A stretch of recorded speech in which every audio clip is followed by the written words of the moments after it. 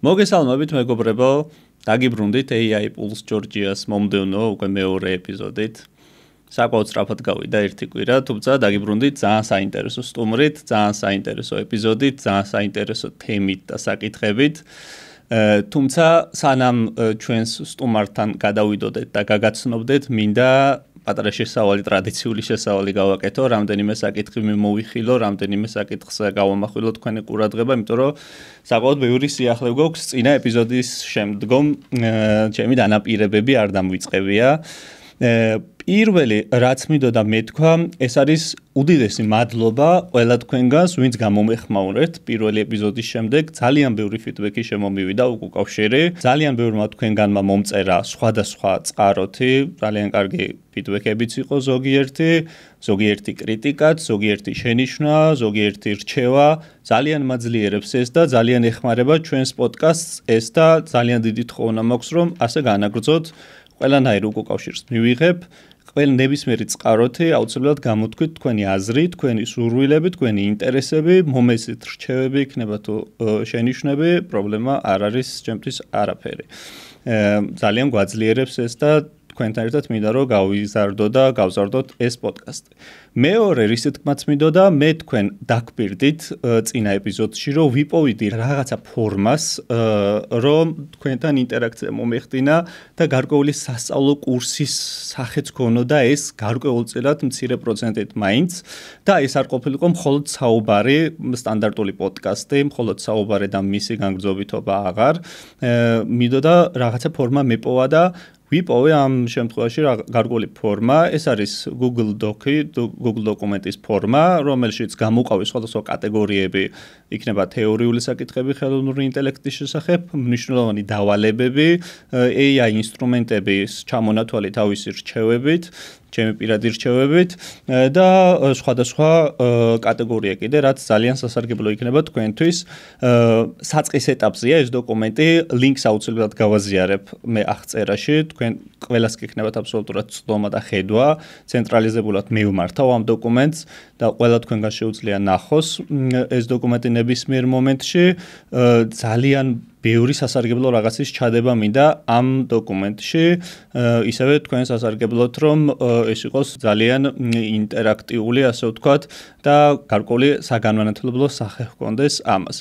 ასევე ერთი რაღაცა მინდა გითხრათ, რომ არ არის მარტივი ამ დოკუმენტის წარმოება, ასე ვთქვათ, საკმაოდ ბევრ დროს მოითხოვს და ძალისხმევას, ამიტომ თუ ვინმეს თქვენგან ჩვენი მსმენელებიდან სურვილი ექნება, რომ მომეხმაროს ამ დოკუმენტის წარმოებაში, ასე ვთქვათ, რომ ადამიანებისთვის ეს გავაკეთოთ, ეს კარგი საქმე ჩემი აზრით, აუცილებლად გამომეხმაურეთ და რაღაცა ფორმით ვითანამშრომლებთ აუცილებლად, რომ გარკვეული მონაწილეობა თქვენც მიიღოთ და ეს სასარგებლო საქმე, საერთო საქმე გავაკეთოთ, ასე ვთქვათ.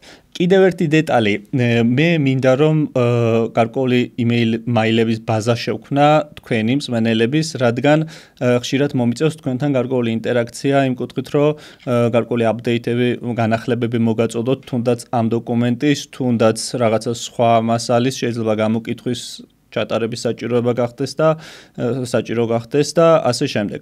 ამ ლინკსაც მიუთითებ მე აღწერაში და ძალიან დიდი თხოვნა იქნება ჩემი, თუ დაგვიტოვებთ მხოლოდ და მხოლოდ თქვენს ელექტრონული პოსტის მისამართს, რომელსაც აუცილებლად გარკვეულად გამოვიყენებ მომავალში თქვენთან საკომუნიკაციოდ. ასევე მინდოდა კიდევ ერთხელ ხაზგასმით დამეკონკრეტებინა ჩვენი პოდკასტის კონცეფცია. ყოველ ეპიზოდში გავიმეორებ ამას. ჩვენი პოდკასტი დაფუძნებულია იმ საკითხზე, რომ AI ხელოვნური ინტელექტი იყოს მაქსიმალურად მარტივად გასაგები და ხელმისაწვდომი ყველასთვის და მარტივად გადმოცემული. ღრმა პატივისცემის მიუხედავად ყველა ტექნიკური ცოდნისა და გამოცდილების მქონე ადამიანის მიმართ, ვიცი რომ ზოგისთვის ეს ზედმეტად არატექნიკურია ჩვენი პოდკასტი, თუმცა ამ კონცეფციას ატარებს ჩვენი პოდკასტი და ამას ვერ გადაუხვევთ ვერასდროს. ჩვენი მიზანია, რომ სხვადასხვა სფეროში და სხვადასხვა მიმართულებით დასაქმებული პროფესიონალმა ადამიანებმა ყველაფერი გაიგონ მარტივი ენით, თავიანთ ენაზე, ყოველგვარი ტექნიკური ჟარგონების გარეშე. ასევე მინდოდა ხაზი გამესვა ერთი მომენტისთვის, ეს არის ის, რომ ძალიან დიდი მხარდაჭერა მივიღე როგორც YouTube-ზე, ასევე TikTok არხზე. მე გადავწყვიტე, რომ აბსოლუტურად გამიშარა სხვადასხვა არხში ჩვენი კომუნიკაცია, გავაკეთე როგორც LinkedIn-ის page-ი, ასევე TikTok-ის არხი და ვაპირებ ასევე Facebook-ს. მაქსიმალურად ვეცდები და ყველაფერს გავაკეთებ, რომ სხვადასხვა საშუალებით მქონდეს თქვენთან კომუნიკაცია. მისმის კარგად, რომ ზოგმა შეიძლება ვერ უყუროს მთლიან ეპიზოდს ხანგრძლივობიდან გამომდინარე და ურჩევნია მოკლე ვიდეოების ყურება, ამიტომ აქტიურად დავპოსტავ როგორც მოკლე ვიდეოებს TikTok-ზე, ასევე YouTube Shorts-ებს. გპირდებით, რომ ყველაფერს გავაკეთებ, რომ თქვენთან ვიქონიო ძალიან აქტიური კომუნიკაცია და მაქსიმალურად შევასრულო ის მიზნები, რაც მაქვს დასახული. ერთადერთი თხოვნა კიდევ ერთხელ, რასაც ასევე ყოველ ეპიზოდში გეტყვით, ის არის, რომ უბრალოდ გამოიწერეთ ჩვენი არხი Pulse Georgia თუ დაინტერესებული ხართ ამ საკითხით, იმიტომ რომ ძალიან დაგვეხმარება ეს არხის განვითარებაში. ახლა კი მინდა გადავიდე ჩვენს სტუმართან, შოთა აზიკური, ჩვენი სტუმარი, სტარტაპერი, ფილოსოფოსი, ტექნიკური განათლების არ მქონე, მაგრამ თვითნასწავლი ადამიანი, რომელიც ჩემი აზრით იდეალურად ერკვევა ხელოვნური ინტელექტის გარშემო საკითხებში. შოთა, გამარჯობა. სანამ გადავიდოდე უშუალოდ საკითხებზე, მინდა ერთ საკითხზე გამოვახვილო ყურადღება, თუ გახსოვს შოთა, როგორ გავიცანდით ჩვენ ერთმანეთი? პირველ რიგში მოდი მოგილოცავ პოდკასტის დაწყებას და ძალიან საინტერესო წამოწყება და ძალიან საჭირო და წარმატებას გისურვებ. ხო, ჩვენ როგორ გავიცანით ერთმანეთი AI-ის გარშემო LinkedIn-ზე და შემდეგ შევხვდით რეალურ ცხოვრებაში AI-ის გარშემო გამართულ კონფერენციაზე. მოთ ეს თემა გვაერთიანებს. კი, მე მინდა მაყურებლისთვის დავაკონკრეტო ეს ამბავი. LinkedIn-ზე გავიცანით ერთმანეთი და ზუსტად მახსოვს მთელი თემა, როგორც გავიცანით ერთმანეთი. ეს იყო მე მგონი მარტის თვე, როცა გამოვიდა ჩინური მოდელი DeepSeek-ი და შოთამ დაწერა სტატუსი DeepSeek-ის შესახებ, იმიტომ რომ ეს იყო მოდელი, ჩვენ მამაყურებელმა სავარაუდოდ ძალიან ბევრმა იცის უკვე, ეს იყო პირველი მოდელი, რომელსაც ჰქონდა მსჯელობის ჩვენების შესაძლებლობა, ასე ვთქვათ. ანუ არა მარტო როცა რამეს ვეკითხებოდეთ, არა მარტო პასუხს გვაძლევდა, არამედ გვიჩვენებდა როგორ მსჯელობდა და როგორ მივიდა ამ პასუხამდე, ასე ვთქვათ და შოთამ დაწერა ამაზე ძალიან დიდი სტატუსი LinkedIn-ზე. ძალიან ღრმად გაანალიზა, ძალიან დამაინტერესდა, მაშინ მივხვდი, რომ ამ ადამიანმა ეს თემა იცოდა არა რაღაცა ერთი მიმართულებით, არამედ სავსებით და აანალიზებდა და მოსწონდა და აინტერესებდა ამ თემის ირგვლივ ყველანაირი ინფორმაცია. ამის შემდეგ შოთას ბევრი სტატუსი წამიკითხავს კიდევ, ხო, მე გირჩევთ ასევე მაყურებელს ურჩევ, რომ შოთა LinkedIn-ზეც დააფოლოონ, იმიტომ რომ საკმაოდ საჭირო ინფორმაციებს წერს და ღრმად აანალიზებს, ალბათ თავისი ფილოსოფიური ბექგრაუნდიდან გამომდინარე. ხო და ჩვენი პირველი ეპიზოდის თემაზეც მინდა მოკლედ ვთქვა, მე და შოთამ რაც ვისაუბრეთ და რაც მაქვს გეგმაში, ასე ვთქვათ. მე ზოგადად შოთამ მიზნად დასახული მაქვს, რომ ძალიან მალე ჩვენი ეპიზოდების, გარკვეული ეპიზოდების შემდეგ წავიდე კონკრეტული მიმართულებებით და განვიხილო ხელოვნური ინტელექტი მარკეტინგში, ხელოვნური ინტელექტი მენეჯმენტში, ხელოვნური ინტელექტი, რა ვიცი, იურიდიულ სფეროში და ასე შემდეგ და ასე შემდეგ. მაგრამ სანამ ამ მიმართულებებზე გადავალ, მინდა ცოტა ზოგადი სახის წარმოდგენა შევუქმნა მაყურებელს და რაღაცა საკითხები მიმოვიხილო ღრმად, როგორც თეორიული, ისე პრაქტიკული. უფრო ზოგადი დონის საკითხები მიმოვიხილო რამდენიმე ეპიზოდი და ამის შემდგომ გადავალ უკვე კონკრეტულ ჩაშლილად მიმართულებებზე. წეღანუნა მეთქვა ეს და გამორჩა რაღაცნაირად მაყურებლისთვის მინდოდა ამაზე ყურადღების გამახვილება. ძალიან ბევრი სტუმარი მყავს, ასე ვთქვათ, მოვლოდინე, ვინც მყავს განსაზღვრული ჩვენი პოდკასტისთვის და ძალიან ბევრი თემა. ძალიან ბევრს ვფიქრობ, რა იქნება იდეალური თანმიმდევრობა. როგორ შეიძლება განაწილდეს თემები და მიმართულებები და სტუმრები. შეიძლება რაღაცა შეცდომაც დაუშვა ამ გზაში, არ ვიცი, იმედია მაპატიებს მაყურებელი, თუმცა ვეცდები, რომ ყველანაირად ლოგიკურად გადაებას ყველაფერი ერთმანეთს და არ იყოს რაღაცა გაუგებრობები ამ ხრივ. რაც შეეხება ჩვენს ეპიზოდს, მე როგორც გითხარი, როგორც უთხარი მაყურებელს ძალიან კარგად ვიცნობ შოთას შეხედულებებს, აზრებს, ანალიზს და მისი ინტერესის სფეროებს ამ მიმართულებით და მე შოთას ვთხოვე, რომ ორ ნაწილად გაიყო თავისი ასე ვთქვათ პოდკასტი, თავისი საუბარი ჩვენთან. ერთი მინდოდა რომ შოთას მიმოეხილა საფუძველი ხელოვნური ინტელექტის და ძირითადი ტერმინების განმარტებები და ძირითადი პრინციპები აეხსნა ჩვენთვის როგორ მუშაობს და რასთან გვაქვს საქმე საერთოდ, ოღონდ არა რა თქმა უნდა ტექნიკურ სიღრმეებამდე დასული. და მეორე მინდოდა რომ შოთას უკვე უშუალო პრაქტიკულ მაგალითებზე ესაუბრა თავისი ცოდნიდან გამომდინარე და თავისი გამოცდილებიდან გამომდინარე, რომელიც მრავლად აქვს და ესეც ძალიან კარგად ვიცი რა მიმართულებებში აქვს გამოცდილება. შესაბამისად, შოთა შეგიძლია დაიწყო, ხშირად ჩაგეჭრები, ხშირად ჩემ აზრსაც გავაზიარებ, ჩემ გამოცდილებასაც და დარწმუნებული ვარ საუკეთესო ეპიზოდი გამოგვივა, იმედი მაქვს და ვიცი ზუსტად ეს ყველაფერი. ცადოთ. კაი, პირველი რასაც შევეხები, რაც შენ ახსენე, და მნიშვნელოვანია ჩემი აზრით არის ის, რომ ეს არის სრულად ახალი ტექნოლოგია. მისთვის არ არის სრულად ახალი ტექნოლოგია, საზოგადოებისთვის არის სრულად ახალი. ხო ეს რაც 20-22-ში ChatGPT-ის მოდელის გამოსვლის შემდეგ აღმოაჩინა ფართო საზოგადოებამ, ხო? და ის ადამიანები, ვინც ამაზე დიდი ხანია 10 წლებლებია მუშაობენ, მოექცნენ, ასე ვთქვათ, ყურადღების ცენტრში და როდესაც ინჟინერს ესაუბრები ხელოვნურ ინტელექტზე, ინჟინერი გესაუბრება, როგორც ინჟინერი, ხო? იმიტომ რომ მისი პროფესიაა ეს და ძალიან ბევრი ტექნიკურად საინტერესო რაღაც ხდება ამ სფეროში, ყოველდღიურად სიახლეებია, ახალი ალგორითმები, ახალი ტექნოლოგიური გარღვევები და ხშირად ისე ხდება, რომ ფართო საზოგადოებას უხსნიან ინჟინრები, როგორ მუშაობს ეს სისტემა და მესმის და ძალიან საინტერესოა ეს შენი მიდგომა, რომ რაღაცნაირად ამას დემისტიფიკაცია გავუკეთოთ და ამ მოდელებს და ამ სისტემას შევხედოთ არატექნიკური თვალითაც, ხო? ხელმისაწვდომი გავხადოთ ყველასთვის, ვინც მათემატიკა არის, რადგანაც თვითონაც ხელოვნური ინტელექტი ყველაზე დემოკრატიული ტექნოლოგია მგონია, რაც კი აქამდე შექმნილი, იმიტომ რომ ყველასთვის არის რაღაცნაირად და ექსკლუზივი მოხსნა, რომ ეს არ არის მარტო პროგრამისტებისთვის. რატო თქვი რომ თათ მართალი არ არის ახალი ტექნოლოგია, იმიტომ რომ აქამდე ხელოვნური ინტელექტის ძველი სისტემები უფრო გამოცდილი ტექნიკური კადრის მქონე კომპანიებში იყო დანერგილი და უფრო სხვა ტიპის ორგანიზაციები იყენებდნენ. ამ ხელოვნურ ინტელექტს ამ მოდელს, გენერაციულ მოდელს, ელის მოდელს უკვე ყველა ვიყენებთ ყოველდღურად და ხო, ინტერესი დიდია, უბრალოდ სხვანაირი ცოდნა ჭირდება რომ ეს გაიგო და ვეცდები დღეს რომ ეს ტექნიკურ დეტალებზე ისე ვისაუბრო, რაც მეტმა ადამიანმა გაიგოს, ხო, რაც შენ გსურს და რაც მეც ვფიქრობ, რომ საჭიროა. უბრალოდ აქვე რას ვიტყვი რა, რომ არ გამოდის ისე, რომ ეს ტექნიკური რაღაცები საერთოდ არ გესმოდეს.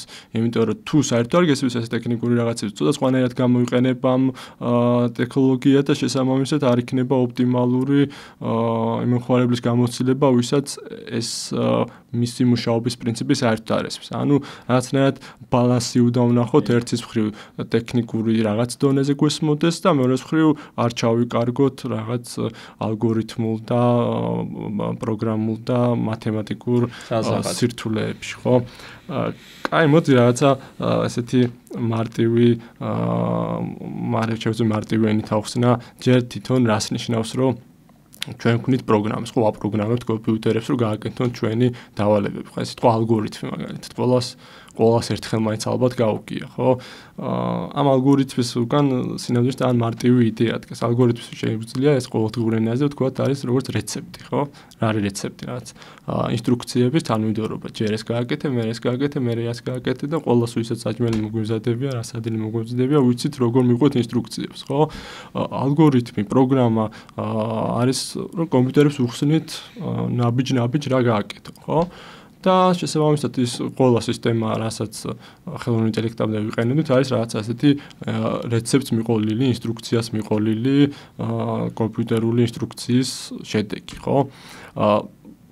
თავიდანვე კომპიუტერის შექმნის დროიდანვე ყველას ქონდა მეცნიერებს, ვინც ამ კომპიუტერებს ქმნიდა, ქონდა იდეა, რომ მოაზროვნე მანქანები შეექმნათ, ხო? და დღეს უკვე გვაქვს ეს მოაზროვნე მანქანა. თუმცა რით განსხვავდება ეს მოაზროვნე მანქანა, ხელოვნური ინტელექტი მოაზროვნე მანქანა, რით განსხვავდება ჩვეულებრივი პროგრამებისგან, ხო? აი აქედან უკვე გავალთ იმ თეორიულ და პრაქტიკულ საკითხებს დავაკავშირებთ. ესე იგი, ესეთი რამეა. მოაზროვნე მანქანა თუ გინდა რომ შექმნა, უნდა იცოდე ადამიანი როგორ აზროვნებს, რომ მე ის რეცეპტი მისცე კომპიუტერს, ხო? მაგრამ პრობლემა არის ესეთი, რომ ჩვენ არ ვიცით როგორ ვაზროვნებთ.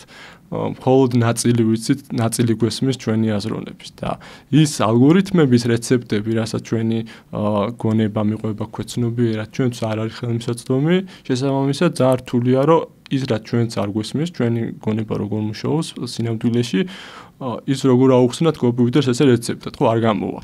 და დიდი პრობლემა იყო და ამიტომ ვერ ვქმნიდით მოაზროვნე მანქანებს ბევრი ცდილობისში და მივხედავთ, ხო? თუმცა შემდეგ ხდება ესეთი დიდი ცვლილება, ესეთი ტერმინი შეიძლება გაუგია მსმენელს მაყურებას machine learning, ხო, მანქანური სწავლება. და ეს მანქანური სწავლება არის დიდი სახელი, დიდი ტექნოლოგიის ან მიმართულების, სამეცნიერო მიმართულების სახელი, რომელიც საფუძვლად უდევს ყველა ამ თანამედროვე ხელოვნური ტექნოლოგიის მოდელს თუ კონკრეტულ პროდუქტს, ხო? ეხლა რას ნიშნავს მანქანური სწავლება და რატო გახადა ამან შესაძლებელი, რომ შეგვექმნა ჩვენ მოაზროვნე მანქანები, ანუ რაღაც ხელოვნური ინტელექტი, ხო? გამომდინარე იქიდან, რომ ჩვენ არ ვიცით როგორ მუშაობს ჩვენი ტვინი, ანუ არ გვაქვს ჩვენი აზროვნების ალგორითმები და რეცეპტები, ესეთი რაღაც მოიფიქრეს ჩვენმა ხალხმა, რომ მოდი ნაცვლად იმისა, რომ ჩვენ აუხსნათ რეცეპტი მივცეთ კომპიუტერს როგორ უნდა იაზროვნოს, მოდი შევქმნათ, ხო არ შეიძლება შევქმნათ ალგორითმი, როგორ ისწავლოს მანქანამ თავისით აზროვნება. ხო? და რა თქმა უნდა ამარტივება ყველაფერზე გაცილებით რთულია. თუმცა ეს machine learning-ის, ანუ მანქანური სწავლების ინჟინერება რაც შექმნეს ალგორითმი, რომელსაც თუ მივცემთ დიდ data-ს, დიდ მონაცემებს, დიდი რაუტერების მონაცემებს, ამ მონაცემებში თვითონ აღმოაჩენს გარკვეული სახის რეგულარობებს, გარკვეული სახის პატერნებს, გარკვეული სახის პრინციპებს და კონცეპტებს და ის შეისწავლის ისეთ რაღაცებს, რაც ჩვენ არ ვიცით როგორ ვასწავლოთ მას. ანუ ის თვითონ იპოვის ამ რეცეპტებს, ამ ალგორითმებს თუ როგორ იაზროვნოს, ხო? აი მარტივი მაგალითი რა ვიღოთ რა, აი დავუშვათ ჩვენ ყველა ვსწავლობთ უნივერსიტეტში რაღაც სხვადასხვა საკითხებს, ხო? რომელშიც გამზადებულად მოგვეცემა რაღაც კონცეპტები, რაღაც თეორიები, რაღაც იდეები.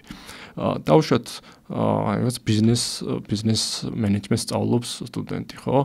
წარმოვიდგინოთ, რომ ეს სტუდენტს ჩავსვით და ვანახეთ ერთი ბიზნესის მოქმედება, როგორ იწყება, როგორ მთავრდება ყველა ოპერაცია ვანახეთ. მე ვანახეთ 10 კიდე, 100 კიდე. რაც უფრო მეც ვანახებთ, ეს ადამიანი უფრო მეტ პრინციპს, მეტ რეგულარობას მეც ისწავლის.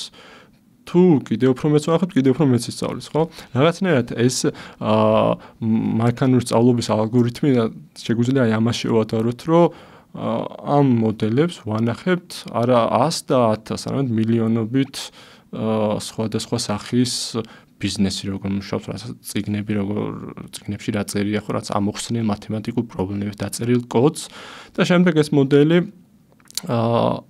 აქედან პოულობს ზოგად პრინციპებს, ზოგად კონცეპტებს და თვითონ სწავლობს იმას, რაც ჩვენ ადამიანებად, რაღაც ჩვენი გამოცდილებით ვიცით, ხო? ხო, ეს გახდა შესაძლებელი ასეთი მოდელების შექმნა, იმიტომ რომ ინტერნეტი გვაქვს, ძალიან დიდი რაოდენობის მონაცემებია დაგროვებული და უფრო ძლიერი კომპიუტერები გვაქვს და ამ მოდელების, ასე ვთქვათ, წვრთნაც უფრო შესაძლებელი გახდა. ხო, და წვრთნას რო ვამბობ, ხო? ზუსტად ეს არის, რასაც ვაკეთებ. ჩვენ კი არ ვაპროგრამებთ ამ ხელოვნურ ინტელექტს, წვრთნით. და ეხლა ეს არის ზუსტად მნიშვნელოვანი, აი ეს გაწვრთნის მომენტი ჩვენთვის როგორც ადამიანებს, ვისაც გვინდა არა ინჟინერები ვიყოთ, ან პროგრამისტები ვიყოთ და ესეთი მოდელები შევქმნათ, ან გამოვიყენოთ, ხო? და ეხლა რატო არის ეს ჩვენაირი არატექნიკური ადამიანებისთვის, ან მათთვის, ვისაც უნდათ ეს სისტემები გამოვიყენოს, მნიშვნელოვანი. თუ ჩვენ ამ ხელოვნურ ინტელექტის მოდელებს დავაპროგრამებდით, მაშინ იმ პროგრამისტებს, ვინც და იმ ინჟინერებს, ვინც ამ სისტემებს შექმნიდნენ, ეცოდინებოდათ რა შეუძლია ამ მოდელებს და გვეტყოდნენ, რომ იცი რა, ამ მოდელით შეგიძლია გააკეთო A, B და C. D-ს ვეღარ გააკეთებ. ხო, გადათარგმნო, კოდი დაწერო, მაგრამ ამას ვერ გააკეთებ. თუმცა, გამომდინარე იქიდან, რომ ამას არავინ არ აპროგრამებს, ანუ არავინ წინასწარ რეცეპტებს არ აძლევს, უბრალოდ აძლევენ მონაცემებს. და მე ეს სწავლობს, რაცნაირად ვზრდით, ვწვრთნით ამ მოდელებს. რა საბოლოო შედეგი გამოვა, რას ისწავლის ეს მოდელი? არიც არავინ. პუნქტოვანია, შავი ყუთი. შავი ყუთი. ანუ იმან რა კონცეპტები, რა რეგულარობები, რა პატერნები ისწავლა. არავინ არ იცის. ხა ვიღაცები იტყვიან, რომ იცი რა ChatGPT-მ ეგ არ იცის, ის იცის, ეს იცის. რა თქმა უნდა, რაღაცები ვიცით, ხა თლად შავი ყუთი არ არის, ხო? იმიტომ რომ მე უკვე ikulevენ ამ შექმნილ მოდელს და მთელი რიგი მიდგომებია, რომლებიც ცდილობენ ამის ტვინში ჩაიხედოს, ხო?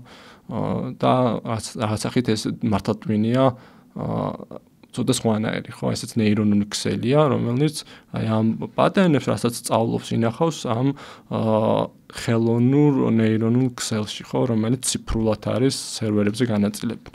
მაგრამ რაც არის აქ მნიშვნელოვანი, არის ის, რომ ეს დასწავლილი ცოდნა, რასაც ეს მოდელი, ცოდნა და უნარების პრინციპში, არა მარტო ცოდნა.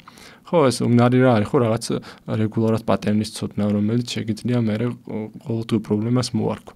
ამ მოდელებმა ისწავლეს და რაც უფრო მეტ დეიტას, მეტ მონაცემებს ვაძლევთ, კიდევ უფრო მეტ სწავლობენ.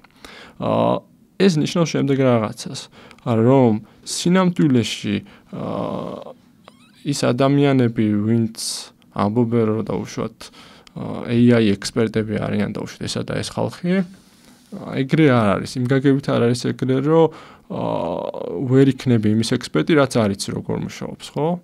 რაც არ იცი, რაც არ ვიცით რა იცის ამან. აქედან გამომდინარე, ეს არის რაღაც საყოველთაო საგაცობრიო ექსპერიმენტი და საინტერესო ეპოქაში ვცხოვრობ და ძალიან საინტერესო რაღაცასთან გვიძოს ურთიერთობა და ეს ნიშნავს, რომ ყოველი ჩვენგანი შეგვიძლია ვიყოთ ამ ექსპერიმენტის მონაწილე. ჩვენი ყოველი ინტერაქცია ამ მოდელებთან არის, რომ ამ ლატენტურ სივრცეში სადაც რაღაცეები ისწავლა, ნახოთ რა ისწავლა. ამას თუ დაელაპარაკება იურისტი გაიგებს სხვა რაღაცას. თუ დაელაპარაკება მე ფილოსოფოსი სხვა რაღაცას გავიგებ, ხო? თუ დაელაპარაკება ბიზნეს მენეჯერი სხვა რაღაცას გაიგებს. რატო? იმიტომ რომ ყველა ჩვენგანი იმ დიდი დეიტას მონაცემის, რაზეც ივარჯიშა, იმ დიდი სამყაროს ნაწილს ვიცნობთ, ხო? ჩვენ თავში რაღაც ნაწილი დევს. როცა ამ მოდელს ველაპარაკებთ ამაზე, ვააქტიურებთ ამ მოდელის ცოდნის იმ სფეროს, რომელიც ჩვენთვის ნაცნობია, ხო? და თუ ის პროგრამისტი ან ეს ინჟინერი ამაზე არასდროს არ დაელაპარაკება, ხო? ის მისი არც ინტერესის საგანია და არც ცოდნა აქვს ამ სხვადასხვა სფეროების, ხო? ეს ცოდნა აქვს ბევრ ადამიანს. შესაბამისად, ერთ-ერთი მთავარი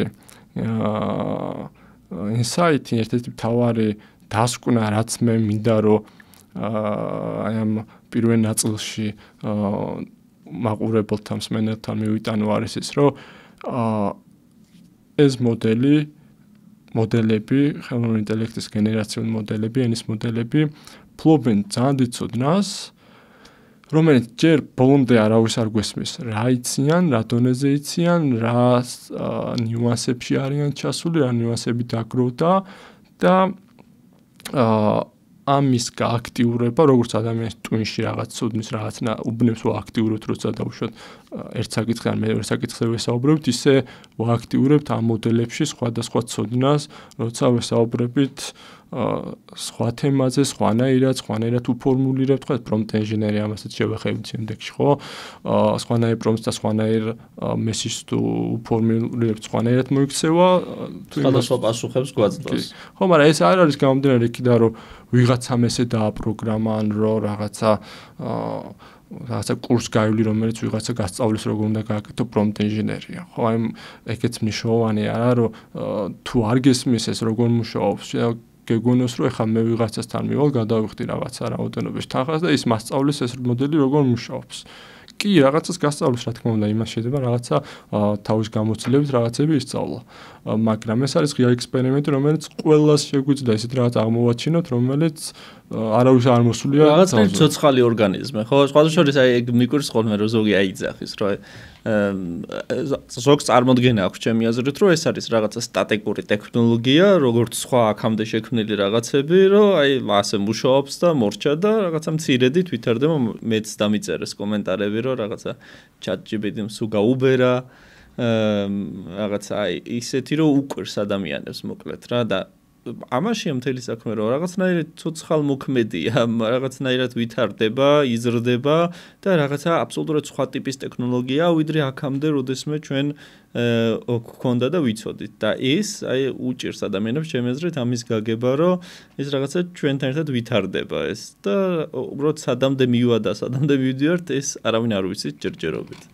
ძალიან საინტერესოა შოთა, ძალიან საინტერესოდ დასახე ეს ხელოვნური ინტელექტის შესახებ ეს ხო აი ბევრი გეტყვით რომ აი განსაკუთრებით პროფესიონალი რომ ეს უბრალოდ მომდევნო სიტყვას პროგნოზირებს და სტატისტიკის გარდა არაფერია ხო მაგრამ სინამდვილეში გაცილებით რთულად არის საქმე რომ ნუ ის სტატისტიკის გარდა არაფერია იქნებ ჩვენი გონებაც არაფერია ხო იმ სტატისტიკის გარდა და ხო ეს რა კომბინაციას მივიღებთ ხო რამ დამატებულ ახლა შეიძლება ამბობ ხო ეს რომ იცვლება და რაღაც სიახლეა და რაღაც იცვლება ხო ანუ ეს რას ნიშნავს რომ ახლებურად უწვრთნით ახლებურ დეიტას ახალ მონაცემებს ვაძლევთ და ეს ყველა სიახლე კიდე უფრო ცნაურ შედეგებზე გავყავართ ხო და რაც უფრო მეტ მონაცემს მისცემენ, რაც უფრო განსხვავებული მეთოდებით გაწვრთნიან, კიდე აღმოვაჩენთ განსხვავებულ შესაძლებლობებს, ხო და რაც უფრო იზრდება კიდე ერთი ეს მასშტაბირების კანონები არ მნიშვნელოვანია სფეროში, ხო ეს ცოტა ტექნიკური ამაში არ შევა, მაგრამ მარტივი იდეა რომ რაც უფრო მეტ დეიტას და მეტ მონაცემებს და დიდ კომპიუტერებზე წვრთნიან ამ მოდელებს, ანუ რაც უფრო დიდ ტვინს აძლევენ, ასე ვთქვათ, კიდე უფრო ახალი შესაძლებლობები ჩნდება, ხო? კიდე ერთი რაზეც მინდა რომ შევეხო, ხო, არის ის რომ დიპსიკის, მაგალითად დიპსიკი რატო იყო ერთ-ერთი რევოლუციური, ხო? ანუ ძირითადი სიახლეები, ალგორითმული და ტექნიკური სიახლეები, რასაც ჩვენ გვესმის, რომ ხო, ესენი მუშაობენ, ახალი მოდელი შექმნეს, რას ნიშნავს, რომ ახალი მოდელი შექმნეს, ხო? თუ თქვით, რომ არა პროგრამებს ამას არავინ, ხო? ნიშნავს, რომ ახალი მოდელი, ახალი ალგორითმი შექმნეს, როგორ ასწავლონ, როგორ გაწვრთნან. როგორც ახალი სწავლების მეთოდი მოიგონეს, ხო? ამას ნიშნავს სინამდვილეში. და რაც DeepSeek-მა მოიგონა ინოვაცია მათი, რაც DeepSeek-ს ესე თლიანად ეგ ინოვაცია არ მოიგონა, უფრო საინტერესო განახორციელეს. ეს არის reinforcement learning, ხო? Reinforcement learning-ი არის ესეთი რაღაცა, რომ თუ ერთი მოდელი, ერთი მიდგომა მანქანური სწავლების არის, რომ დიდ მონაცემებს ვაძლევთ და ამ მონაცემებიდან აკეთებს გენერალიზაციას და პრინციპების აღმოჩენას მოდელი, ხო? ეს reinforcement learning-ი არის ესეთი რაღაცა, რომ უბრალოდ ფიქრობს, თავისივე ფიქრზე რეფლექსირებს, ესე რომ გავამარტოთ ადამიანურ სიტყვებით რო აღწეროთ, ხო? რა წარმოგიდგენთ, ჭადრაკი ეთამაშო შენ თავს ძალიან ბევრჯერ. ანუ განა რაღაც წაიგითხო წიგნები ჭადრაკს. ამ ჭადრაკი ეთამაშო შენ თავს ძალიან ბევრჯერ და ამ შენ თავთან თამაში აღმოაჩინო სწორი სულები და კარგი სტრატეგიები და კარგი დებიუტები და გახდე გრანდმასტერი. ჯილდო და დაჯილდოება და reinforcement learning რაც გასწავლის, ხო, რატო reinforcements რა გიკეთებს, ხო, რომ თუ წააგებ, იცი რომ ესე იგი ცუდად ითამაში, ანუ თვითონ ჩაკეტილი სისტემა დავუშვი ფორმალურ მათემატიკაში მუშაობს ეს კოდის წერაში და ისეთ სფეროებში, სადაც შენ შეგიძლია შეამოწმოს შენი მენაფიქრი, მათემატიკის ამოცანას, ან დაინახო რომ არ ამოხსენი, ან ვერ ამოხსენი, ხო? და თუ ვერ ამოხსენი, თავიდანაც და მე აღმოვაჩინ და ისწავლე, ხო? და ნენელა ანუ ერთ-ერთი ის იყო, რომ როცა მონაცემები გამოგვეწურება, უბრალოდ გაჩერდება პროგრესი და მეც ახალს ვეღარ ისწავლის და ეს ახალი პარადიგმა ხო, რაც ნელა ბევრი ლაბორატორია უკვე ამაზე მუშაობს, არის რომ თვითონ რაღაცები იფიქრონ, ითამაშონ ამ მოდელებმა, რაც პრობლემები გადაჭრან და თვითონ ისწავლონ თავიანთი გამოცდილებით, ასე ვთქვათ. და ეს კიდე უფრო გაზრდის ამ მოდელების შესაძლებლობას და ერთ-ერთი ყველაზე დამაიმედებელი მიმართულება ეს ამ მოდელებისთვის.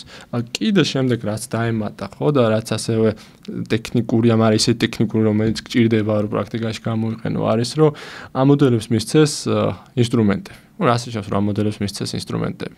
რომ დავუშვათ თუ ეხლა თავიდან რაღაცას კითხავდი ამ მოდელს და იმას თავისი ნასწავლი ტვინიდან, ხო, ხელოვნური ტვინში უნდა, სინთეტურ ტვინში უნდა ეძებნა, ხო, ციფრულ ტვინში.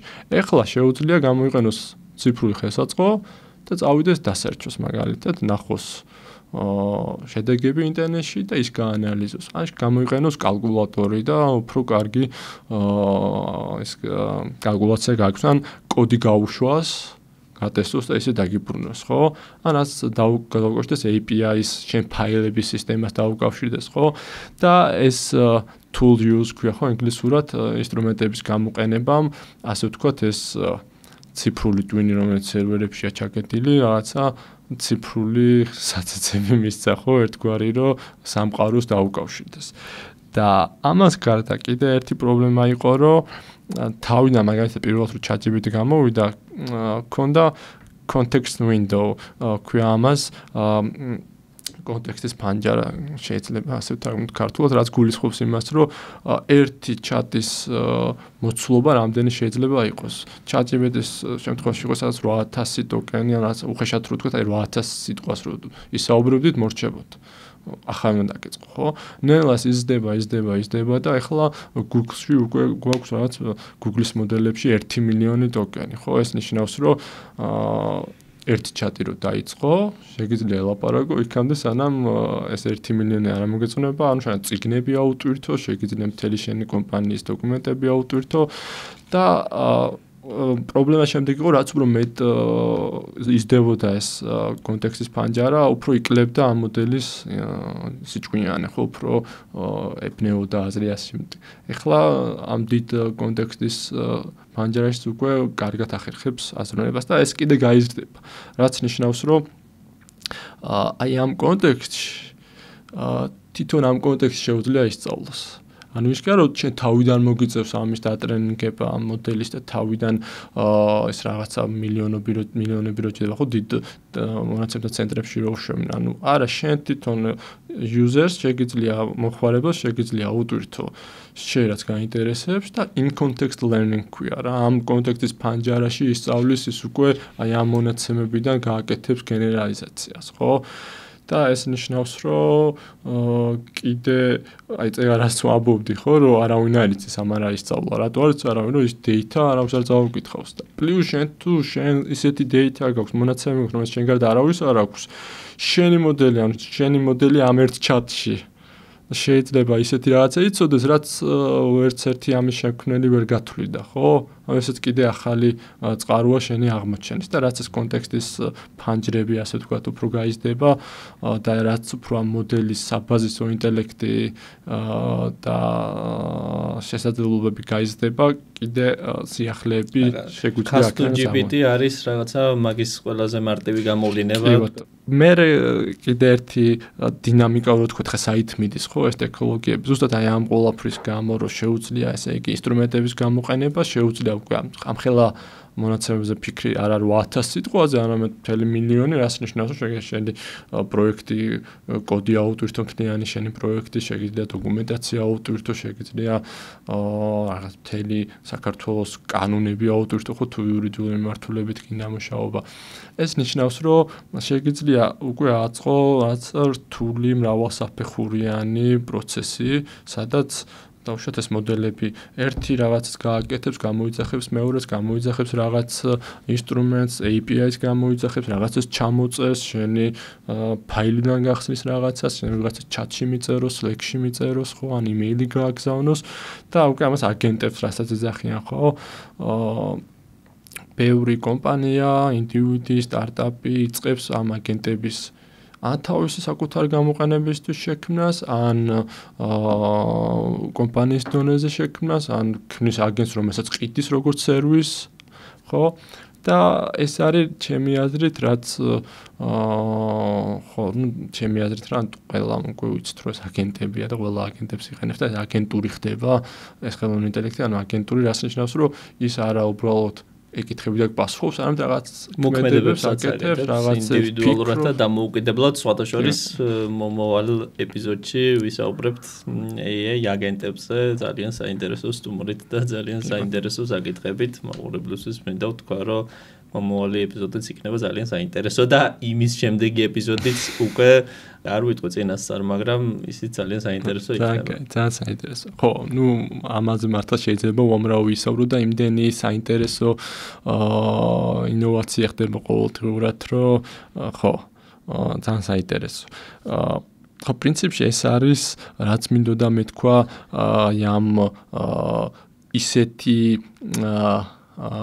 თეორიული ნაკლებად იყო ალბათ ეს, მაგრამ რა უნდა ვიცოდეთ მოკლედ ამ მოდელებზე, თუ არ გაქვს სწორი შეხედულება ამ მოდელზე, სხვა მოლოდინები გაქვს, სხვანაირად იყენებ, მაგრამ თუ იცი რომ აქ შეიძლება რაღაც ესეთი არსებობს, რაც არავინ არ იცის, უფრო ხდები, ასე ვთქვათ, ღია ექსპერიმენტებს ცდილობ აღმოვაჩინო, ცადო და ეს ცოდნა მხოლოდ მისცემს ბევრ ადამიანს ჩემი აზრით უფრო მეტ мотивაციას, რომ გააკეთოს ექსპერიმენტი, ცადოს, ნახოს რა შეუძლია ამ მოდელს და კი, კარგია სხვებსაც მოусმინო, რაღაც კურსიც იყიდო მართლა და გაიარო, მაგრამ მე ურჩევდი ადამიანებს, რომ თვითონ თავის სფეროში რაც იციან და არავინ რო არ იცის, ხო, პროგრამისტმა რო არ იცის, იმან რო არ იცის, მე რო არ ვიცი, შენ რო არ იცი, ხო?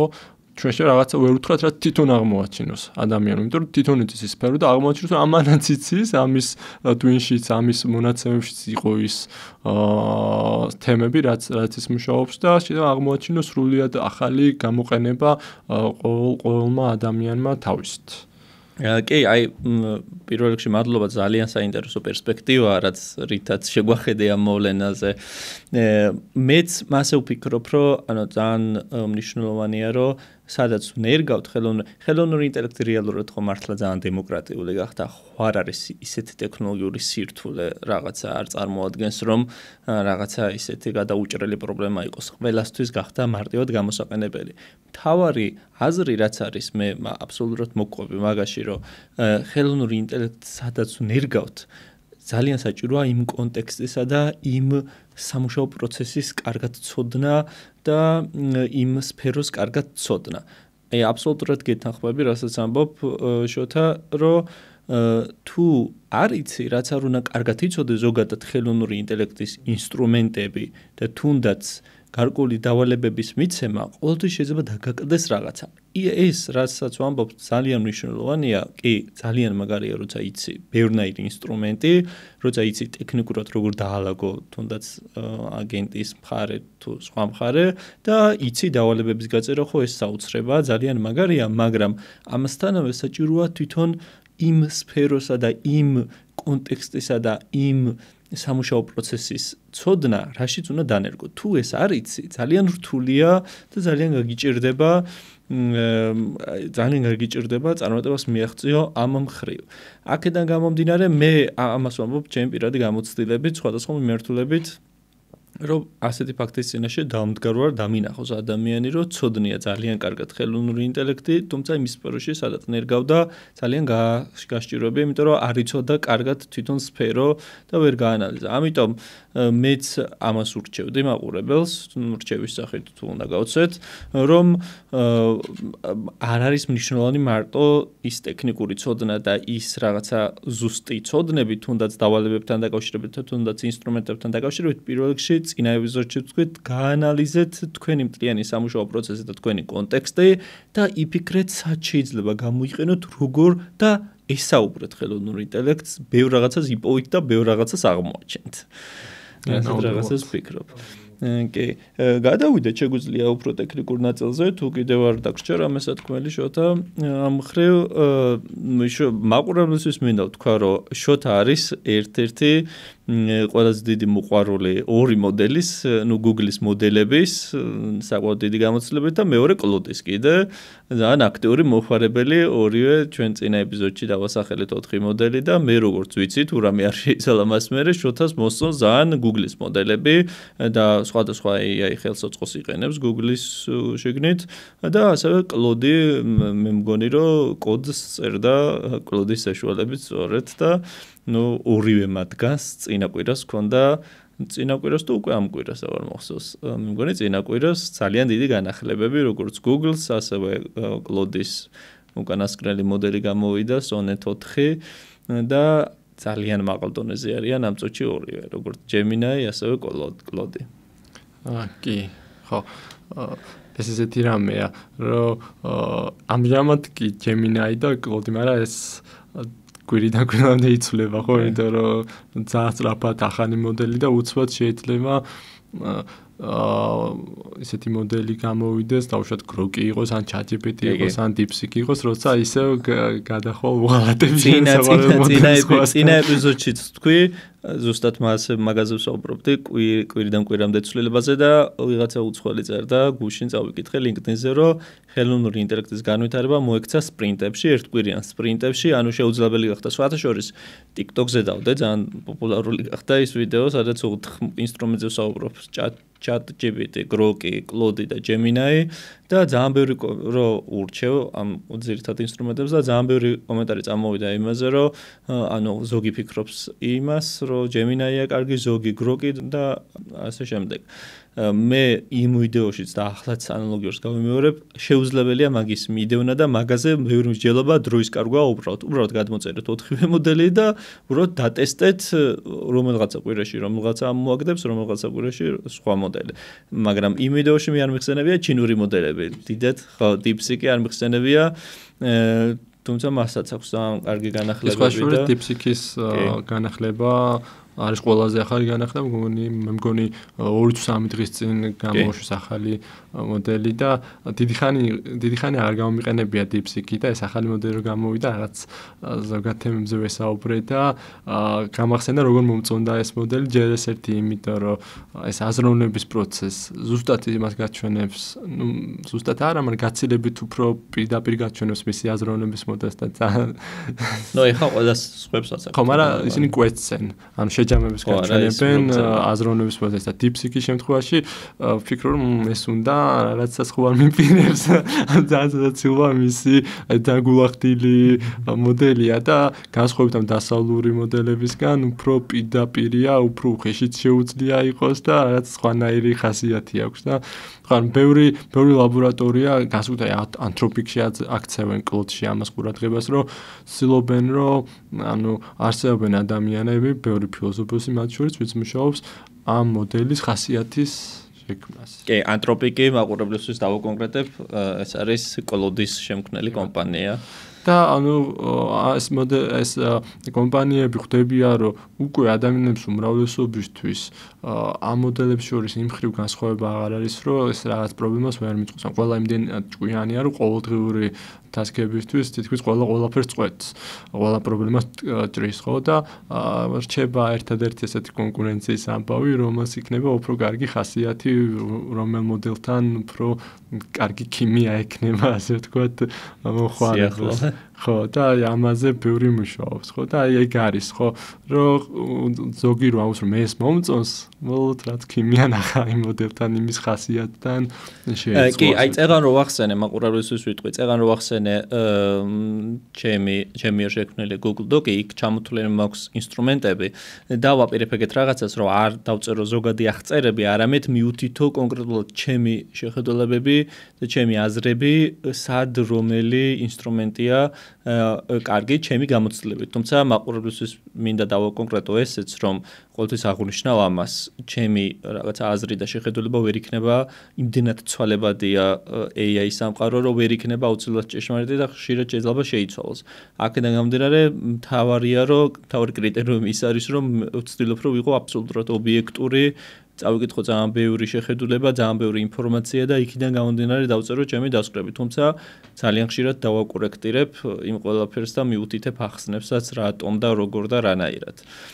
კი და ამ მხრივ ანუ ძალიან ბევრი ინფორმაციას ჩავტევ მოკლედ იმ დოკუმენტში და კიდევ ერთხელ აღნიშნავ თუ ნებისმიერ ადამიანს შეუძლია შემეხმიანოს ამასთან დაკავშირებით ვინც მომეხმარება ამ დოკუმენტის განვითარებაში, იმიტომ რომ ძალიან მაგარ რაღაცას ვქნით განსაკუთრებით დავალებებთან დაკავშირებით, მინდა რომ ქართულად ჩამოაყალიბოთ დავალებები ძალიან მოკლედ სხვადასხვა მიმართულებით. კი, prompt library-ის მსგავსი რაღაცა მანდ შევქმნა და ძალიან შრომატევადი საქმეა და აუცილებლად დამჭირდება დახმარება ამ საქმეში. მოდი რაც მაკეტკენ გადავალ მეც ხო prompt ინჟინერიას რასაც ვეძახით ხო. მოდი პირველ რიგში შეიძლება ბევრისთვის იწვევს დამბნელობას ბევრი იბნევა ამ სიტყვა prompt-ის გამო ხო, იმიტომ რომ მესიჯებია ხო რატო ვეძახით prompts. ანუ ეს რაც ისტორიული მიზეზებიც აქვს რატო ვეძახით prompts ხო. prompt ინგლისურად ნიშნავს რაღაცა უფიცქო რაღაც პროცესი დაიწყო ხო და რახან ეს სისტემა ხელოვნური ინტელექტის სისტემები არ არის ადამიანი ხო არ ველაპარაკებით სინამდვილეში უფიცქებთ რომ რაღაც პროცესი დაიწყოს მის ნეირონულ ქსელში ხო და ამიტომ ვეძახით prompts. მაგრამ ნუ ყოველდღიური იმისთვის ჩვეულებრივი მესეჯია, ჩვეულებრივი ინსტრუქცია ხო რასაც ჩატში წერთ ამას ვეძახით prompts ხო. ხო ეხლა რაც შეეხება ეს prompt ინჟინერიის ამბავი ხო ხო როგორც თქვით ანუ ეს დიდი ნეირონული ხელოვნური ტვინი რომელსაც დიდი ცოდნა აქვს და რას გავაქტიურებთ არის ამ რა უბანს გამოვიძახებთ იმით რომ რომელობას გავაქტიურებთ მის ტვინის რომელობას გავაქტიურებთ რას ვეტყვით იქიდან გამომდინარე ხო და ნუ ეს ეხა პრინციპში ალბათ უმრავლესი ადამიანი ვიც ამ პოდკასტს მოусმენს ბევრი ცოდნა აქვს უკვე თავის გამოცდილებაც აქვს როგორ უნდა ელაპარაკოს რა უნდა თხოვოს რომ სხვანაირად თუ დაუფორმულებს სხვანაირ პასუხს მიიღებს და ასე შემდეგ ჩემი აზრით რაც შედარებით ნაკლებად ადამიანმა იცის არის როგორ გამოიყენოს სისტემური პრომპტები და ამას შევეხები ამდენიმე სიტყვით.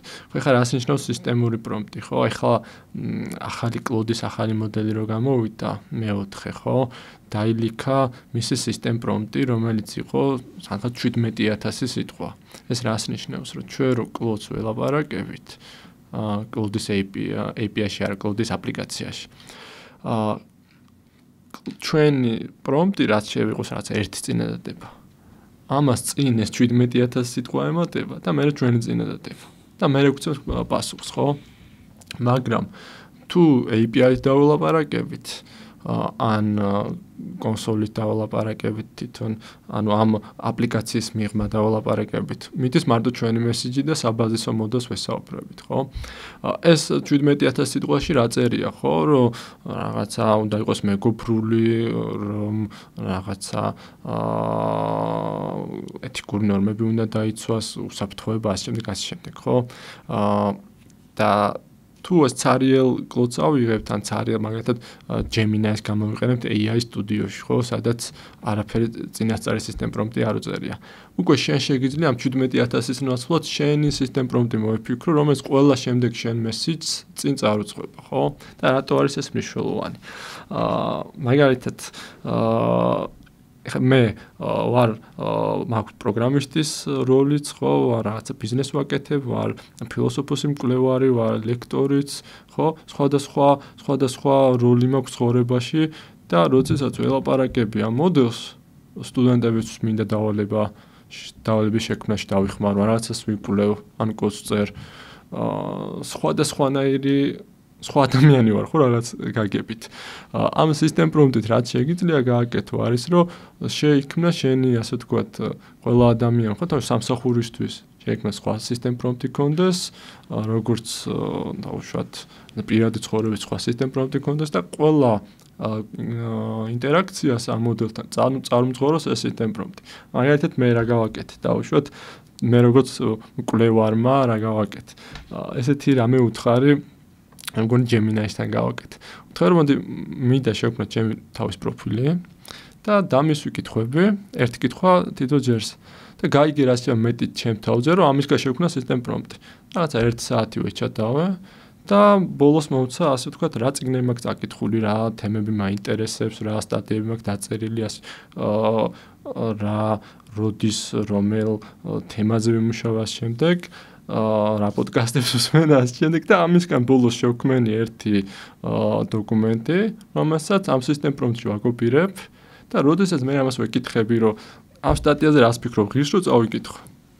ანუ ეს რო ვკითხო ChatGPT-ს, ხო, გეტყვის რა ზოგად იმას. ამანაც უკვე მე რაზე ვმუშაობ, რა მაინტერესებს, რა სტატიები მაქვს აქადმე წაკითხული, რომელი ავტორები მაინტერესებს და იქიდან გამომდინარე მეტყვის, რომ იცი რა, შენ თუ აი ამაზე რო იმუშავე ამ და ამ დროს შეიძლება ეხა აქ ეს დავუკავშირო.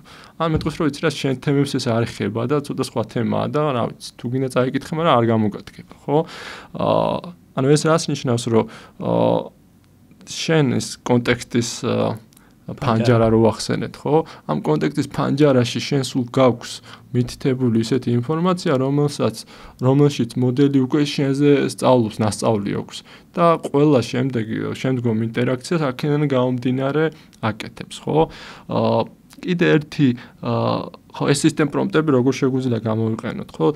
Gemini-ის შემთხვევაში შეგვიძლია ეს AI სტუდიოში არის ცალკე ფანჯარა, სადაც ამოვწერთ. ChatGPT-ის შემთხვევაში გვაქვს custom instructions, ხო? სადაც setting-ებიდან შევდივართ და ამ ინსტრუქციას რომ მივიცემთ, ყველა სხვა ინტერაქციაში უკვე ეს იცის. Grok-საც აქვს მე მგონი მსგავსი თუ არ Grok-ზე არ ვარ დარწმუნებული. ასევე აქვს Claude-საც ფასიან ვერსიებში უფრო კომფორტულად არის და უფრო მეტი საშუალებას გაძლევს.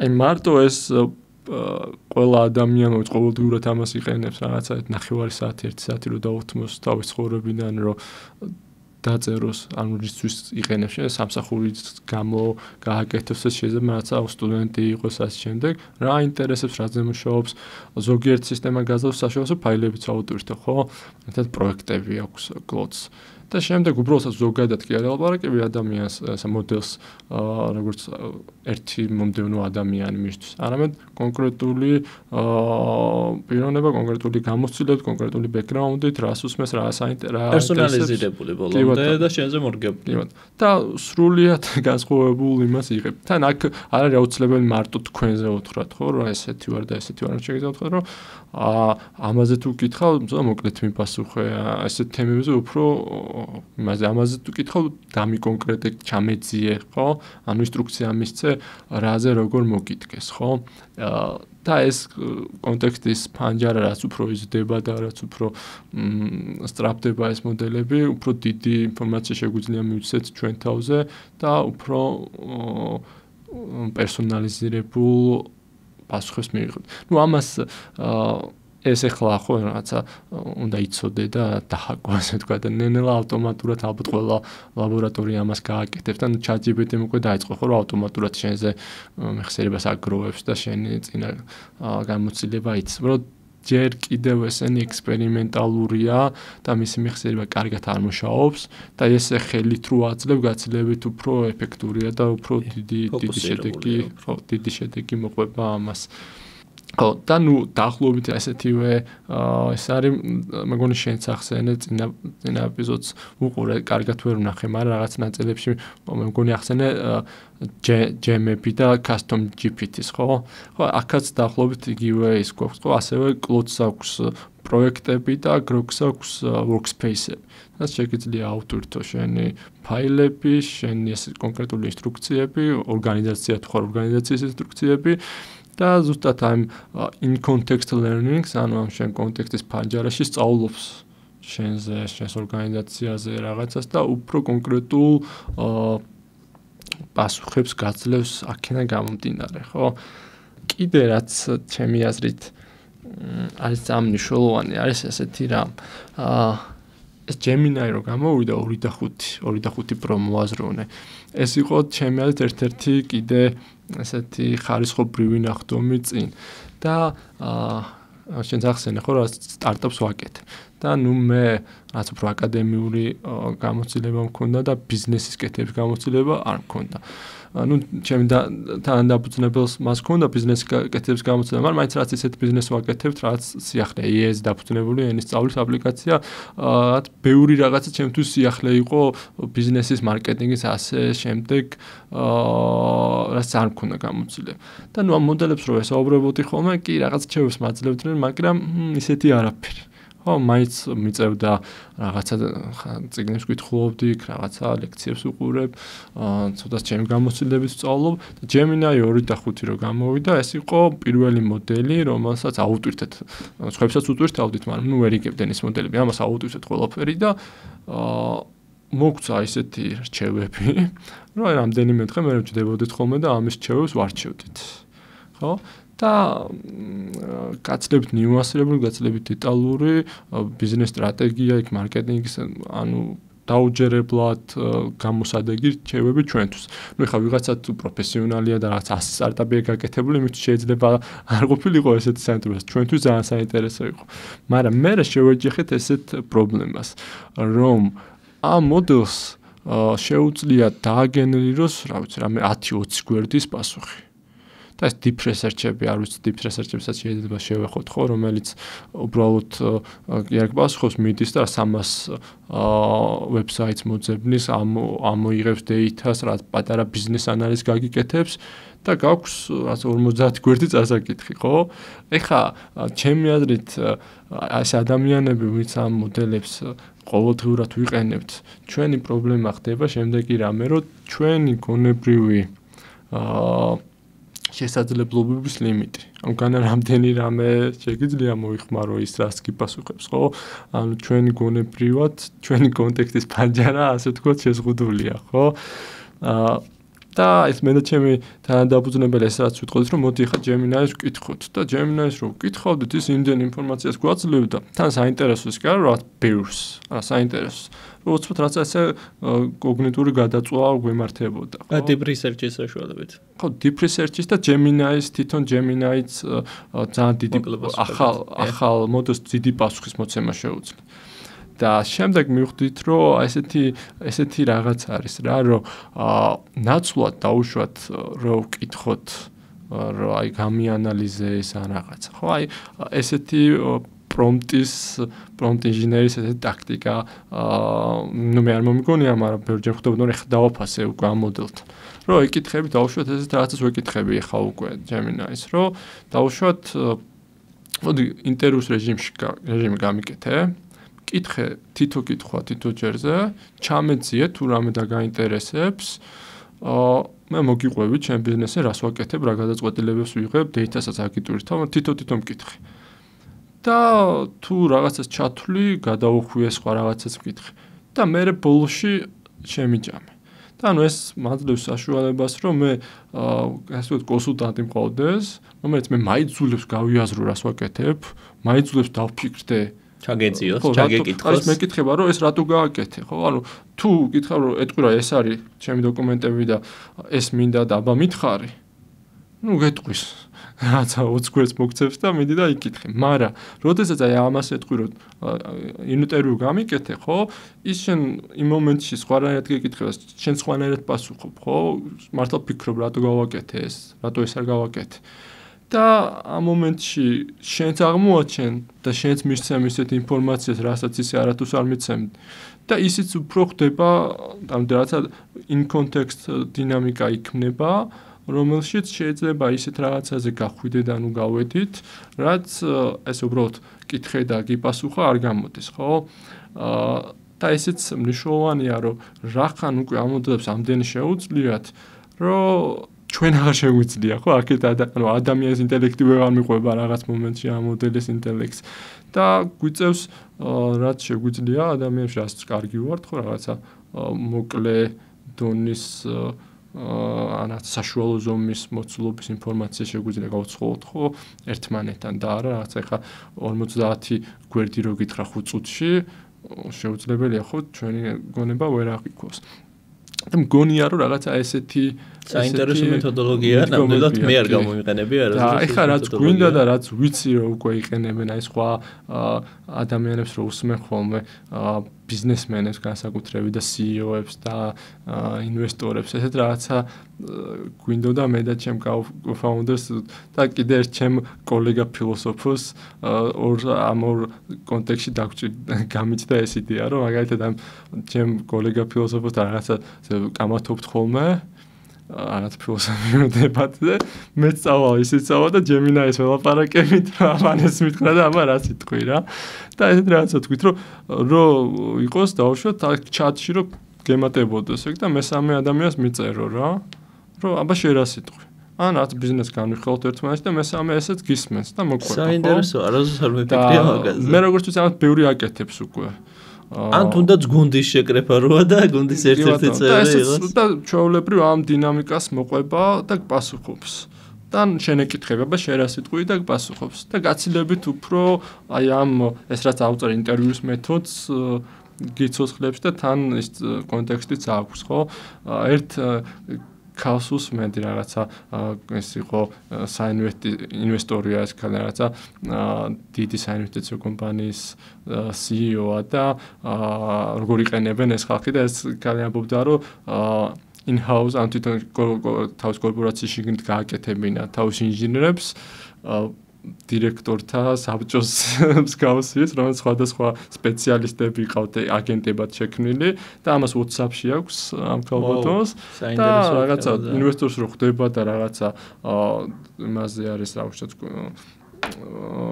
ესეთ დაუსის რაღაცა ეგეთ დიდ შეხვედრები აქვს რაღაცა ამ უცბად ქაოსში უცბად აწვდის ამ თავის იმას და ბორდს დაუმესიჯებს WhatsApp-ში და იღებს რაღაც თავის თავზე მორგებულ თავის ინტერესებზე მორგებულ ბევრ სხვადასხვანაირ რჩევას კონფლიქტურ რჩევას ან ესეუბნება რა არა ესექენი არა ესექენი არა ესექენი რაღაცა დებატებს ვირტუალურს იქვე წარმოქმნის ხო მე მგონი ამას უკვე ბევრი აკეთებს ძალიან ბევრი ორგანიზაცია ამას აკეთებს ძალიან ბევრი ინდივიდი აკეთებს და ნელ-ნელა ჩვენ შეგვიძლია ამ ყოველდღიურ ცხოვრებაში ამ არის საჭირო რაც ინჟინერების გუნდი ყავდეს რომ რაც მინიმალურ დიალოგის რეჟიმი მაინც გააკეთო ხო და ხო მე პირადად ეს ჩემი ყოველდღიური საჭიროებებიდან დამიდგა ეს ხო დარწმუნებული ბევრი ისეთ რაღაც აკეთებს რაც არ ვიცით და რო გაიგებ იმ წავშივე მიხვდები რომ არა მაგარია მაგას მეც გავაკეთებ და გამოგადგე შოთა ხომ არ იცის ამ ყველაფერმა რაღაცნაირად დამოკიდებულების გაჩენა